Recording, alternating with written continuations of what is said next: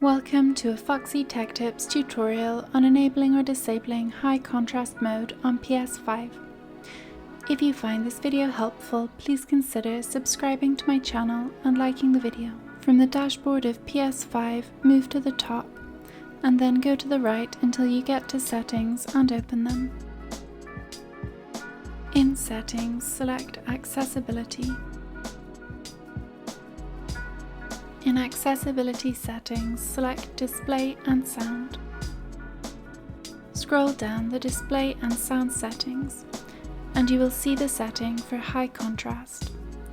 Enable this setting to turn High Contrast mode on. It will adjust the colors of text and backgrounds to improve the clarity of things on the screen. This only works with some features, and that draws an end to this tutorial. Please like the video if you found it helpful, and subscribe to Foxy Tech Tips for more PS5 tips and tricks.